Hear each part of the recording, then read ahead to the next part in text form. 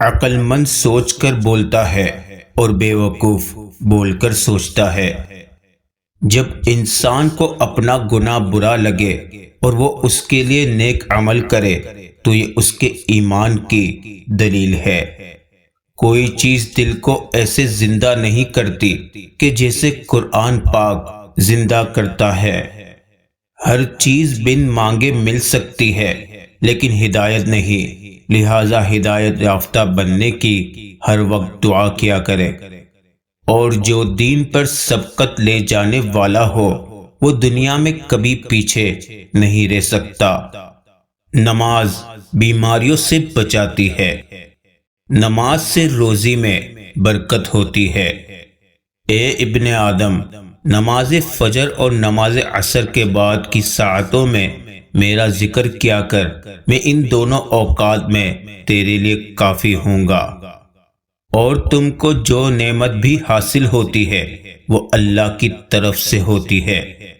دوسروں کے اچھا ہونے کا انتظار نہیں کرو بلکہ انہیں خود اچھا بن کر دکھاؤ کہ اچھا انسان کیسا ہوتا ہے۔ تم بدی کا دفاع ایسے طریقے سے کرو جو بہترین ہو۔ اے اللہ، جو میرے مقدر میں نہیں لکھا اس کی کوشش اور تمنا میں مجھے مبتلا نہ کرنا، اور جو میرے تقدیر میں لکھ دیا ہے اسے میرے لیے آسان کر دینا، آمین۔ ایک بار کا جھوٹ آپ کی ہمیشہ کی سچائی پر سوالیہ نشان بنا سکتا ہے۔ عزت جتنی دو گے محبت اتنی گہری ہوگی۔ عزت کے بغیر محبت کا کوئی وجود نہیں، کیونکہ رشتہ کوئی بھی ہو عزت کے بنا بیکار ہے۔ دعا کے ساتھ ایسا جڑ جاؤ کہ گویا اس کے علاوہ کوئی علاج تم جانتے ہی نہیں۔ زندگی میں سکون چاہتے ہو تو بے وجہ لوگوں کے پیچھے بھاگنا چھوڑ دے۔ وقت پیسے سے زیادہ قیمتی ہے۔ آپ کو زیادہ پیسہ مل سکتا ہے لیکن آپ کو زیادہ وقت نہیں مل سکتا۔ مطلب ہے تو ذکر ہے ورنہ کس کو کس کی فکر ہے۔ زندگی میں ایک بات ہمیشہ یاد رکھے، مکھن لگانے والوں کے ہاتھوں میں ہمیشہ چاقو ہوتا ہے۔ کسی نیک عمل کی توفیق مل جانا ہی قبولیت کی نشانی ہے۔ اے انسان، ہر راز کسی نہ کسی وقت ظاہر ہو کر رہتا ہے، اس لیے بدی کا بیج نہ بو کیونکہ وہ ضرور اگے گا۔ حسد کرنے والے کے لیے یہی سزا کافی ہے کہ جب تم خوش ہوتے ہو تو وہ اداس ہو جاتا ہے۔ اے اللہ، ہر اولاد پہ اس کے ماں باپ کا سایہ سلامت رکھنا، آمین۔ نماز رضا الہی اور قرب الہی کا ذریعہ ہے۔ کسی کو اذیت دینے کے بعد بہتر ہوگا کہ تم بھی اپنی باری کا انتظار کرو۔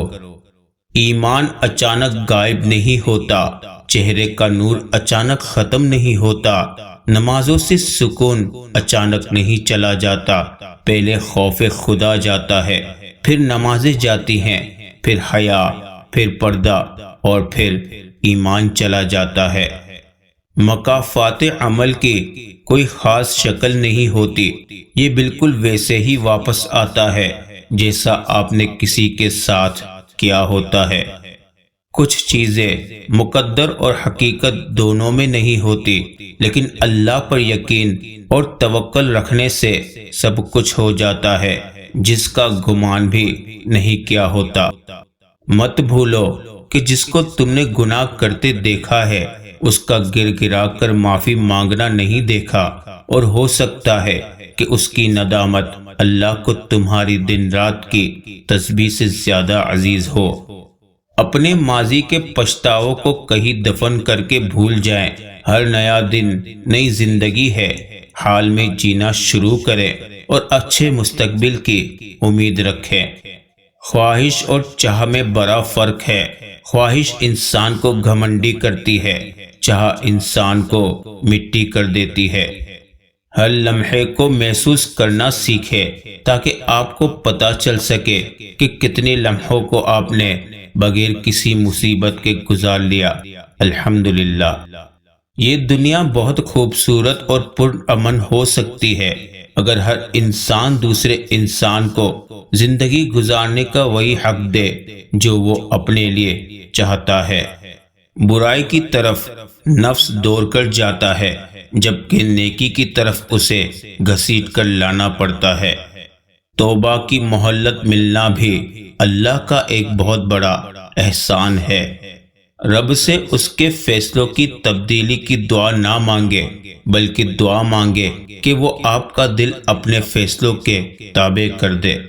توبہ کرنے والوں کی صحبت میں بیٹھا کرو کیونکہ وہ سب سے زیادہ نرم دل ہوتے ہیں۔ دنیا کا سب سے خوبصورت رشتہ اللہ اور اس کے بندے کا ہے۔ آپ مخلص رہیں یہی کافی ہے، اجر اور صلہ تو اللہ ہی دے گا۔ اللہ کے ہو جاؤ، اللہ سب کچھ تمہارا کر دے گا۔ اے میرے پروردگار تو میری مدد فرما، آمین۔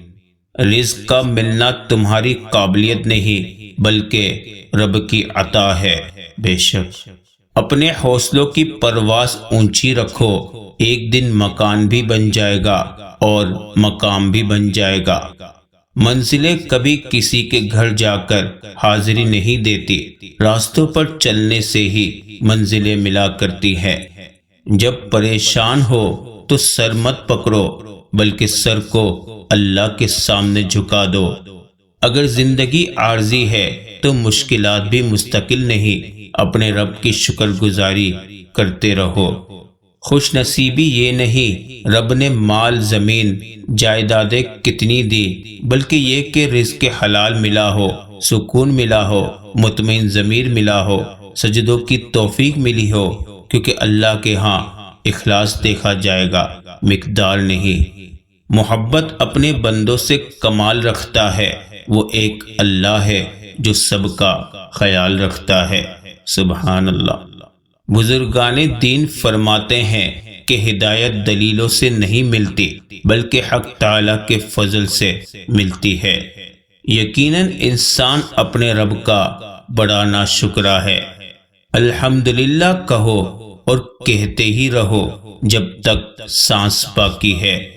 اے اللہ ہمیں رمضان المبارک کے لیے سلامت رکھ اور رمضان المبارک کو ہمارے لیے رحمت بنا، آمین۔ اکثر ہمیں لگتا ہے کہ مسکرانے والے شخص کو کوئی مسئلہ نہیں ہے، ایسا نہیں ہے، بلکہ اس نے ہر طرح کے حالات میں مسکرانے کا فن سیکھ لیا ہوتا ہے۔